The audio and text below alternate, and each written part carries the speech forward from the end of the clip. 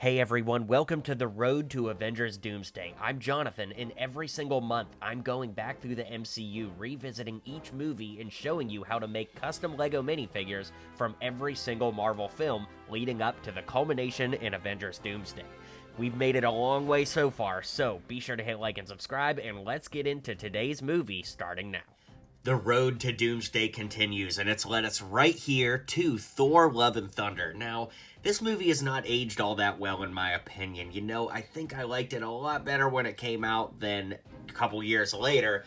I'm curious what you guys think, but we definitely got a lot of colorful minifigs to build here, so let's get right into it and start making custom minifigures from Thor: Love and Thunder. Be sure to check out my song called Love and Thunder, which was inspired by Thor's legacy, and I've got a stop-motion animation right here on my channel that you can check out. I always appreciate when you guys support my music, so definitely check out Love and Thunder, and thanks so much for that. So we'll kick things off at the start of the movie where, of course, Gorr is basically at death's door. To build this, it's relatively simple if you have the burnt Anakin head from a number of years back.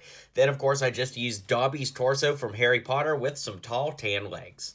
Here we have Thor while he's working out and getting back in shape, and of course I used this baseball cap, which is really cool. Of course it doesn't have the Avengers writing on it, but I think it works pretty well. The face is from the more modern versions of Thor, with this torso from the tractor driver from LEGO DC. I also believe he came on a character from Teenage Mutant Ninja Turtles, and the hips and legs are from the Bro Thor, aka Fat Thor, from the Infinity Saga set. I like that it kind of has his belly printed on there and is one last time to see Fat Thor before he gets himself back in shape. Alright, so here we have Thor from the beginning of the movie where he's kind of got his like 80s rock star look from hanging out with the Guardians.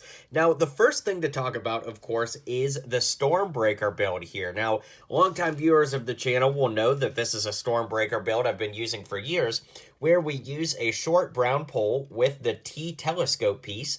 We've got a little axe piece here, a 1x1 stud, and a 1x1 flat piece, which actually has some printing on it, just to give it a little bit more reflectiveness.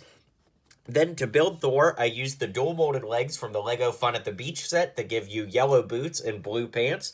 Then moving up to the torso, I used the Guardians 2 or Infinity War version of Star-Lord with bare arms and the hair and head from some of the more modern versions of Thor that I think really encapsulates this part of the movie very well. Up next, we have Korg, and this is the official Korg minifigure that actually came in the Love and Thunder sets back in the day. This one came in the Goat Boat set, so no changes made because it actually works out pretty well.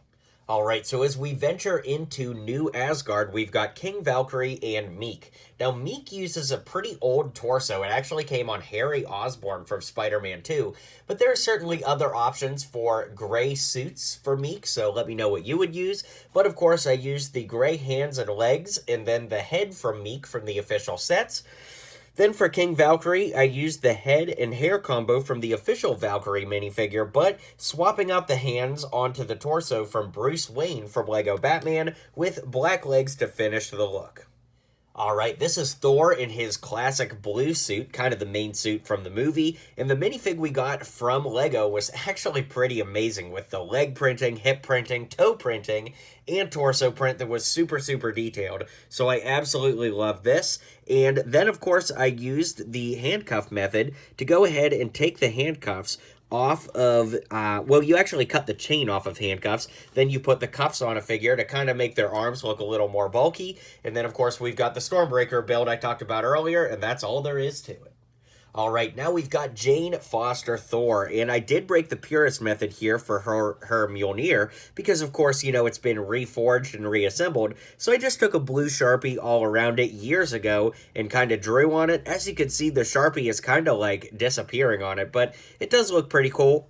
And on this side, I actually put my initials that you can kind of spot there as an Easter egg. My LEGO name initials, that is. But then for Jane Foster Thor, I used the regular legs and torso from the official minifigure as well as the helmet. Now, when we lift the helmet up, you can see that I actually put Padme's head underneath from the Attack of the Clones gunship from years back. And we could put hair on there for the unhelmeted version of her. Then, of course, she's got a red cape and the dual-molded arms with bare hands, but those dual-molded arms come from the CMF version of Scarlet Witch.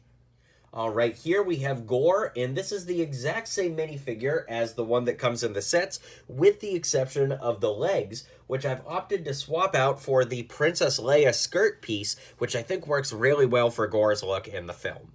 All right, up next we have Zeus, who really is not all that similar to the first version of Zeus I made years ago. This version does use that really cool antiquated armor torso from the CMF series, I think from like the Roman Guard, with bare arms, the legs from Marion Ravenwood from Indiana Jones for his white skirt that he wears.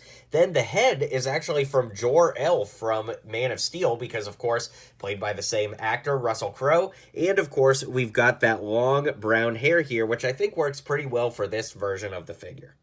All right, here we have Valkyrie in her warrior outfit, and this is actually the exact minifigure, exact one that came in the Thor Love and Thunder Goat Boat set, so no changes to be made.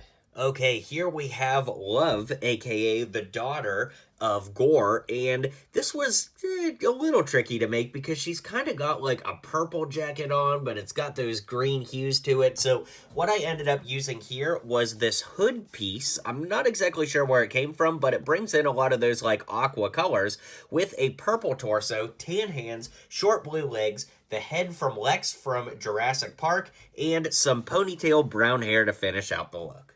Here we have Hercules from the post-credits scene. The torso comes from the CMF version of Aquaman, with the legs from Wonder Woman 1984.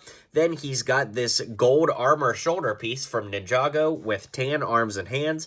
The head, I believe, from Snap Wexley from Star Wars, although something I kind of feel like it might be from somebody else. Someone can let me know in the comments, with some regular black hair to finish it out.